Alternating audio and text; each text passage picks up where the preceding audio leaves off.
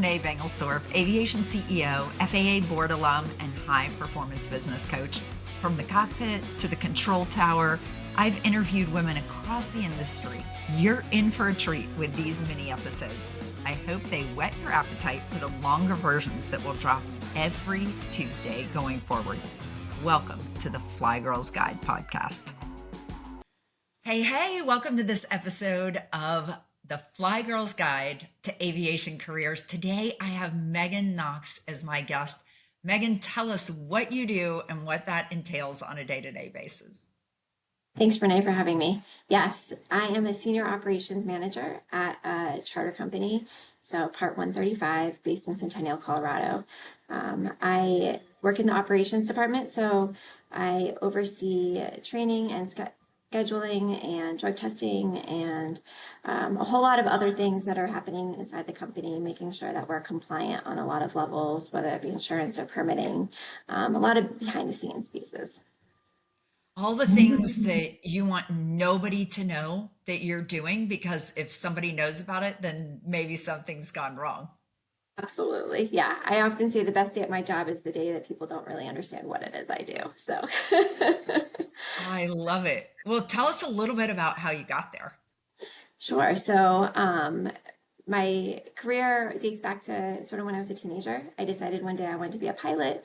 My parents were great mentors to me in the fact that I didn't really have any experience in aviation. We didn't have any role models specifically that were pilots that could kind of chart that path for me. So my dad signed me up for a summer camp in which I got to go fly aircraft and see everything that aviation had to offer. And I immediately fell in love. From there, I pivoted and got my bachelor's degree in aviation, became a pilot. I got my commercial certificate and really planned for that to be my entire career. However, it was in the early 2000s and it was kind of hard to find a job as a pilot. I went to a career fair with a college friend who, as we were walking around, my first employer asked for my resume and asked if I would consider being a scheduler, which, I kind of shrugged my shoulders at the time, but ended up being a fantastic career move. I met some of my lifelong friends through that job, and I got to fly on the side while I was also scheduling aircraft. From there, I ended up meeting my husband at the same airport we worked at. We had a great group of friends, and he always wanted to live out in Denver. So I ended up following him out here and have made a career out of being in the administrative side of corporate aviation. I love it. What are some of the qualities that make you good at that job? So I would say technical knowledge is super important. So if you're looking to be a scheduler or a flight coordinator or charter sales, it never hurts to have your pilot certificate, a dispatcher certificate, something that really shows you've been dedicated to learning technical skills that way. Also, really good language skills is important. So I write a lot of emails. I spend a lot of time on the phone, meetings. So you want to make sure that you're paying attention to that.